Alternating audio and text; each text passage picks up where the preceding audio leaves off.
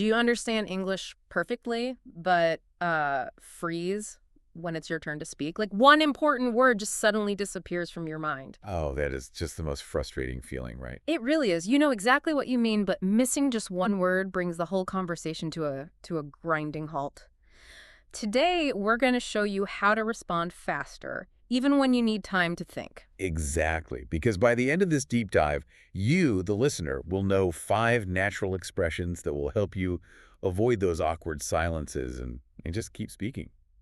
Yeah, we're basically going to give you a whole new mindset. Instead of treating that one missing word like a locked door, where you just stand there panicking, Right. we need to learn how to treat it like a small obstacle we can just, like, walk around. Walk right around it. I love that analogy. Hmm. Psychologists actually have a term for this specific type of mental block. It's called lethalogica. Lethalabia, okay. Yeah, or more commonly, the tip of the tongue phenomena. Your brain completely misplaces the exact words you need right in the middle of a sentence.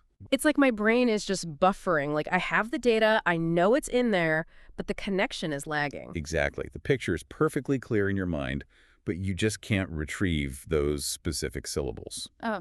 So your overarching goal today is to bypass that neurological glitch. And to really feel the difference between, banging your head against that locked door versus walking around the obstacle, I think let's start with a deliberately uncomfortable situation. Oh, I'm ready. Let's do it. Okay, so I'm going to play the role of a customer in a kitchenware store, and you can be the store assistant. Got it. Store assistant. My goal as a customer is to buy a colander, that metal bowl with holes in it that you Yeah. use to drain pasta. Right, a colander. But in this scenario, my mind has entirely wiped the word colander from my mental hard drive. It's just gone. Completely blank. Blank.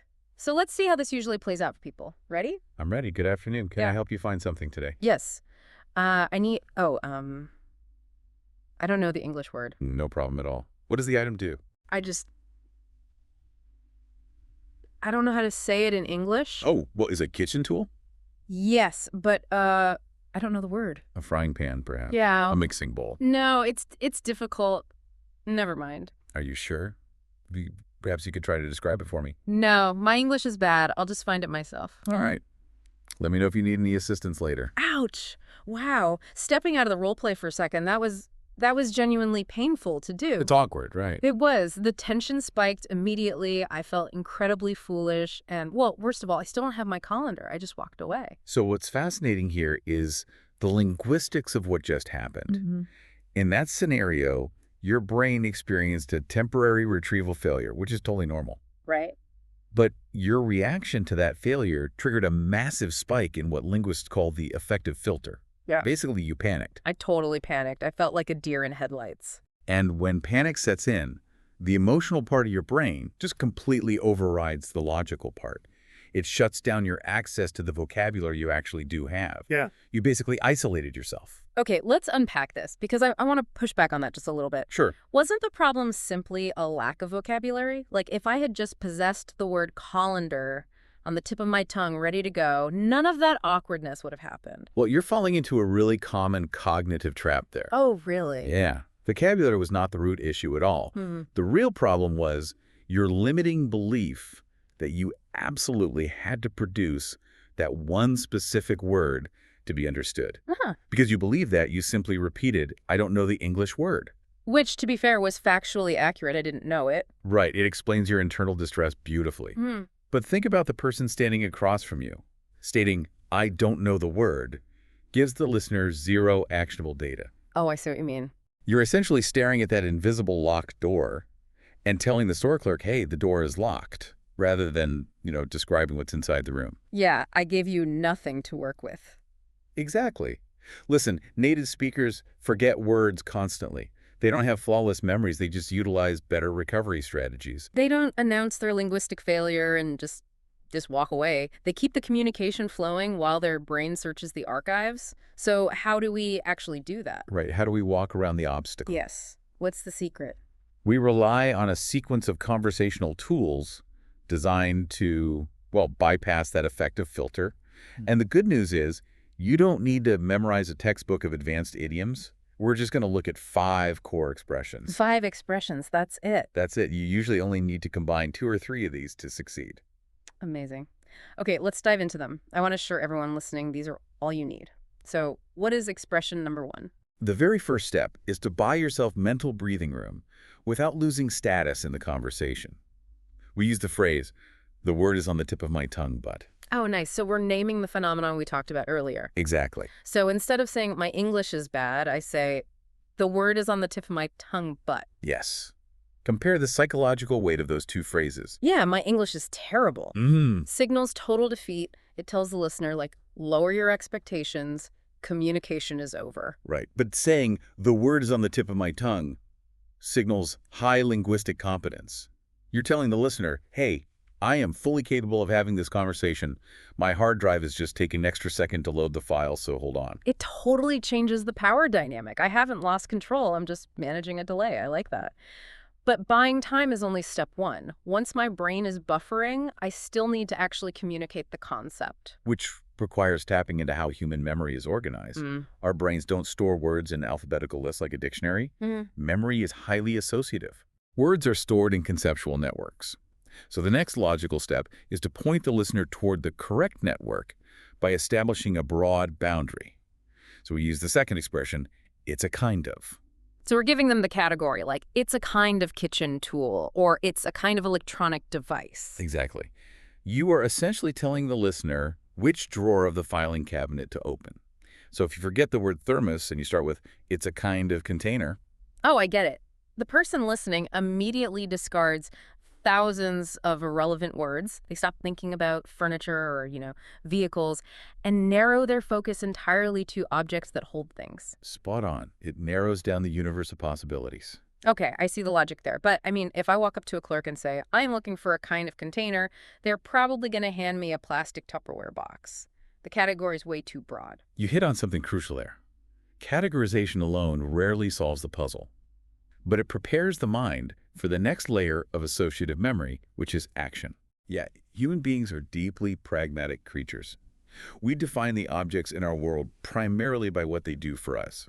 So once you have the category, you layer in the function, using our third expression. It's something you used to. Ah, here's where it gets really interesting. Function is the game changer here, isn't it? It absolutely is. Because it almost always reveals the name. So instead of just a container, I say, it's a kind of container. It's something you use to keep drinks hot.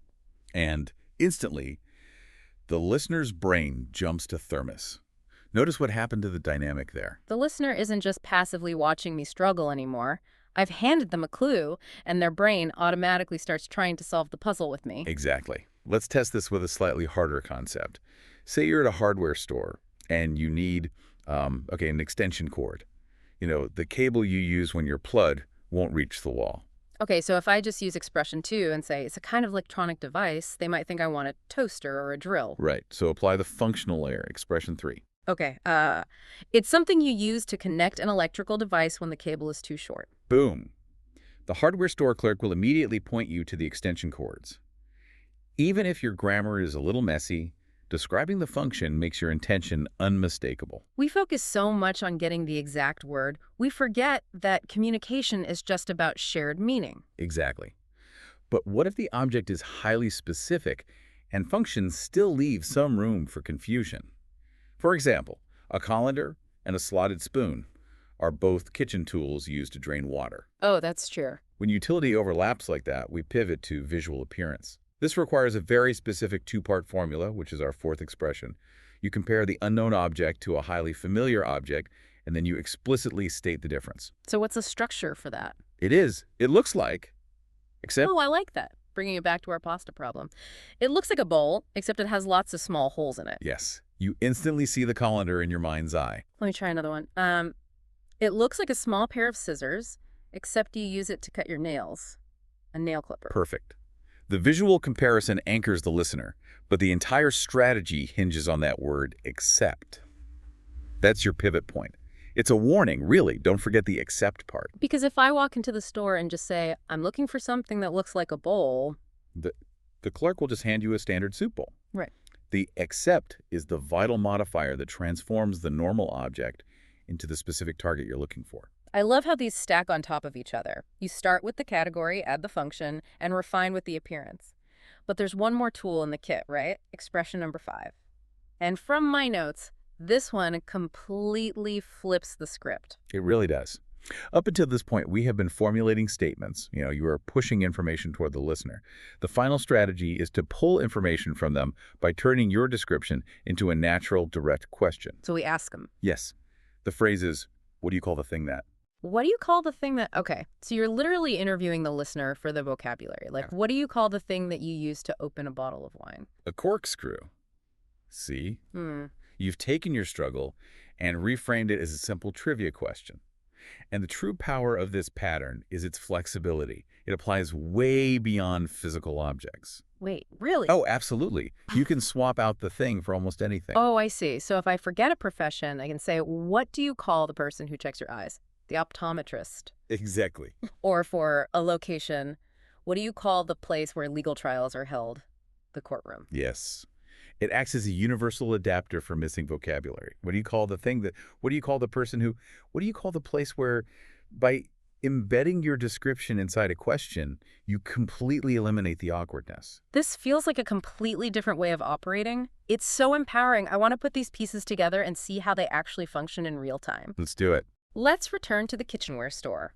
We are going to run the exact same role play. I am a customer looking for a colander, and my mind is still completely blank on the word. But this time, I'm going to use these expressions to walk around the obstacle. Sounds good. I will be the store clerk again. Let's see how this goes. Good afternoon. Can I help you find something today? Yes, please. I'm looking for something, but the word is on the tip of my tongue. Oh, not a problem at all. What kind of item is it? Well, it's a kind of kitchen tool. It looks like a metal bowl, except it has lots of small holes in it. Oh, are you using it for baking? Not baking, no. It's something you use to drain the hot water after you cook pasta. Oh, I see. You mean a colander. Yes, a colander. Thank you so much. Actually, I need one other thing. What do you call the thing that you use to remove the skin from carrots or potatoes? Oh, a vegetable peeler. We keep those on the back wall beside the knives. Perfect. And I'm looking for one more item. It's a kind of baking tool. It's long, and it looks like a thick wooden stick, except it has a handle on each end. Are you rolling it over dough? Yes, it's something you use to make dough perfectly flat. Ah, you were looking for a rolling pin. A rolling pin. Wow, I've heard that phrase 100 times, but my brain just wouldn't retrieve it today. It happens to all of us. Let me show you where they are. Okay, end of role play. Wow, the contrast between those two interactions is staggering. It was a completely different conversation. It really was. I didn't possess a single extra vocabulary word in that second version, but the outcome was entirely successful. It felt so much better. If we connect this to the bigger picture, consider the underlying sociology of what we just demonstrated. Okay. In that initial awkward scenario, the communication breakdown made you entirely self-focused. You were so consumed by your own failure that you forgot the clerk was a human being capable of assisting you. That's so true. I isolated myself and just left them as a passive spectator while I struggled. I was just wallowing in my own panic. Right. But in the second version, the dynamic completely changed. Because you provided category, function, and appearance clues. Kind of kitchen tool, looks like a bowl, except with holes, use it to drain water. The clerk stopped being a spectator. It became an active collaborator. Exactly. You invited them into a shared process. You bypassed the apologies. You ignored your effective filter. You just laid out the conceptual parameters, and together, the two of you built a bridge over that missing word. That honestly reframes the entire concept of fluency for me. True fluency isn't about perfectly retrieving every noun in the English language with a zero lag time. I mean, that's a dictionary's job. Well said. Fluency is about communicative resilience, isn't it? It's the ability to maintain the human connection and keep the exchange of ideas alive while your brain catches up. A forgotten word is not a failure of language. What if, this is something to really think about, what if forgetting a word actually makes you a better and more engaging communicator? Wait, a better communicator? How so? Because by forcing you to drop your memorized script and creatively describe your world, you invite the other person to actively collaborate with you. It transforms a sterile monologue into a genuine, collaborative human connection. I love that. So the next time you lose a word, you shouldn't panic. You should see it as an opportunity to invite someone into a puzzle. But of course, this knowledge is only useful if it becomes an automatic reflex. Exactly. You need to practice. Which is why we have a two-part practical challenge for you, the listener, to implement right now. Yes, the repeat and speak challenge. First, we want you to pause this audio in just a moment and speak out loud for 30 seconds to answer this one specific question. What do you normally do when your mind goes blank? Do you freeze? Do you apologize? Do you switch languages? Just speak your answer out loud for 30 seconds straight. No writing it down, just speak. Once you've completed that reflection, the secondary challenge is environmental. Look around the room you are sitting in right now and select one random object. Your goal is to practice describing its category, function, and appearance out loud without ever uttering its actual name. Set the boundary with, it's a kind of. Detail the action with, it's something you used to. And define the visual with, it looks like. Except. Treat it like a game where you're forcing us to guess the word based purely on your description. The more you practice walking around the obstacle in a low-stakes environment, the faster your brain will deploy these strategies when the pressure is really on. Exactly. Building that resilience takes a little practice, but it pays off immediately. Now, if you are someone who struggles with keeping conversations going, or if you often give very short, one-word answers because you feel put on the spot, you know that feeling, watch our next deep dive. English for unexpected phone calls. Don't panic. Oh, phone calls are tough. They strip away all of our visual context, which is why they trigger such intense anxiety.